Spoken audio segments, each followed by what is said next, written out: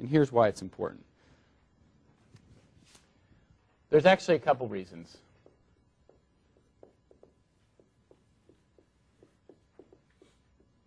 This is probably first and foremost, though, among them. Suppose I have a function, f of x. Suppose I take the derivative of that function, f prime. And what I want to do is take the Fourier transform of that. Okay? So I'm going to represent a Fourier transform by hat. Okay? So that or what do you, I don't know, thing. We're going to call it a hat for now. Okay? All right. Take the Fourier transform of the derivative of this function. Let's ask what happens. Okay, well, let's use our definition over there of the Fourier transform. 1 over square root 2 pi, negative infinity to infinity. And by the way, there's no such thing as negative infinity to infinity anymore. It's going to be negative L eventually for us. E to the minus I kx f prime of x dx. So all I did was I took my definition of the Fourier transform, put it here. Okay? All right. Now, since we've got time to kill, I don't know, let's integrate by parts. Isn't that what you spent all of second quarter calculus doing? Integrate by parts? Okay, then I'll do that one, and then I'll do that one, integrate by parts, and then do that integration by parts. That was the most important thing you learned in that second quarter calculus, right? Because everything else you could just look up on a table of integrals. Okay? Most of the things you looked up, they integrate by parts, could also be looked up on the table of integrals, but since it said integrate by parts, you knew you had to at least do one integration by part. So what do you do with integration by parts? You pick out the thing you want to integrate. Since I have a derivative here, it's awesome to integrate something that has a derivative on it. Because then you can say, oh yeah, derivative gets undone. Then what do I want to differentiate?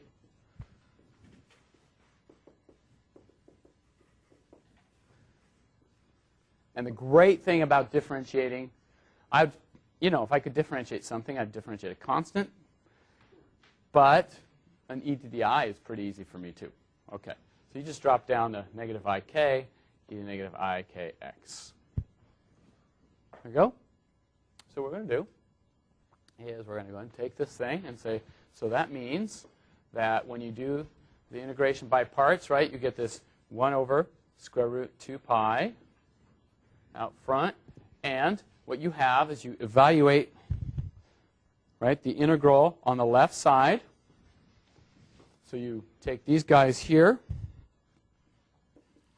f of x, e to negative ikx. Okay? It's those guys evaluated at negative infinity and infinity minus this times this. So the minus and a minus makes it a plus. So you get plus ik.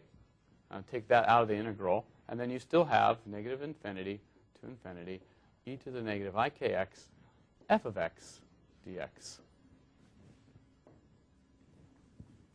Now I'm going to make an assumption here. My assumption is that my signal f of x is either periodic, so I'm actually not going to ever evaluate a negative infinity minus infinity. It would be like negative L and plus L. So there's two things I can do. Either I assume that f of x is going to go to 0 at infinity,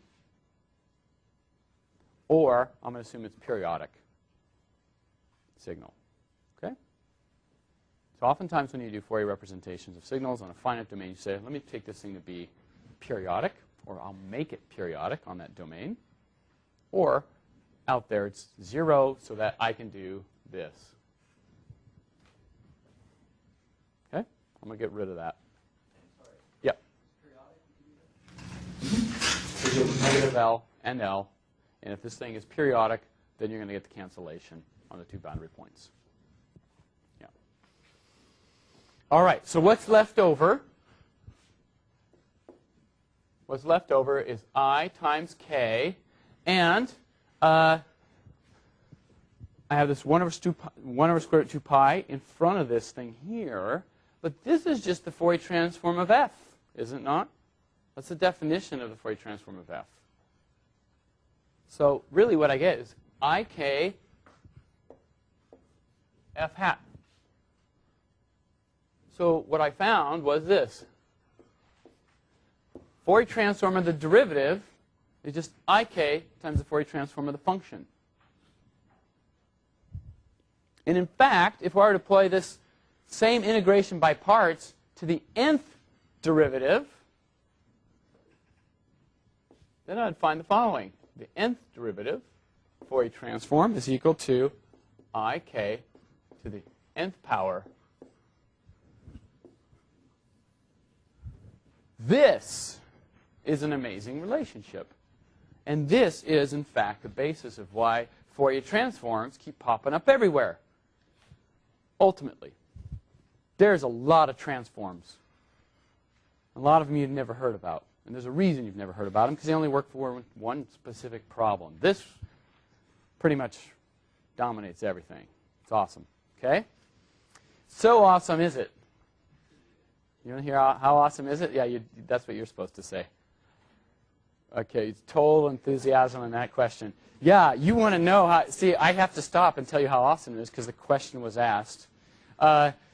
There was a movie back in the 80s, 90s. It was Kevin Costner, in his prime, by the way. Back then, he was like big shot. Like that was 80s already. He's old now. He's an old dude. But he was in this movie called No Way Out. Do you guys know this movie? No? And you could watch it. But anyway, there's this scene where the scientists are trying to reconstruct. Yeah, scientists, exactly.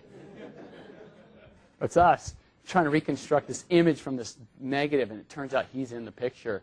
And I know he's getting framed for that. It's a pretty good movie. You got to see it. Anyway, they're bending over the screen. I can't quite get it. I'm going to have to create the Fourier mode resolution. That's how awesome it is. It's even movies in Hollywood. Hollywood knows about it. Okay? All right. So anyway, that's why they don't talk about the derivative relationship in the movie, but it's kind of implied. All right. So how do we use this actually to solve problems? Well, let's consider a little example of how to think about this. The thing you might want to think about is the following. Take a second derivative.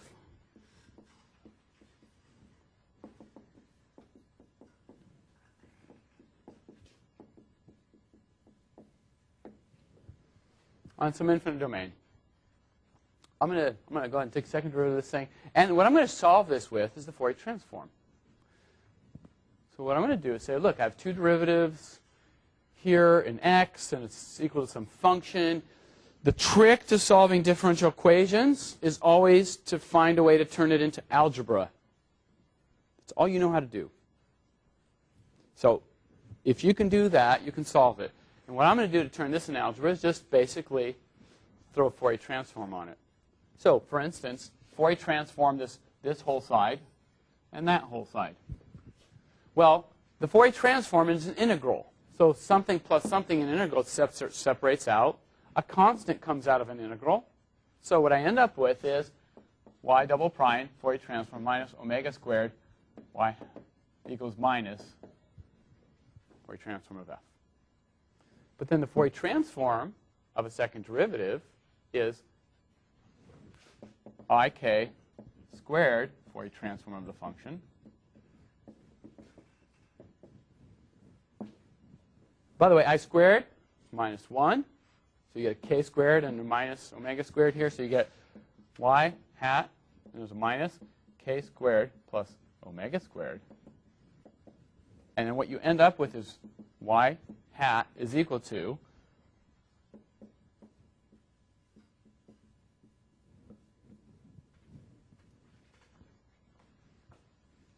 there you go. I turned it into algebra at this point, and I get this thing here. So what I can do is I can take my initial, I can take my forcing f, Fourier transform it, divide by k squared plus omega squared. When I have this inverse Fourier transform, I got the solution. So I Fourier transform in, Fourier transform out, and I got the solution. Okay? That's one example of something you could solve. All right.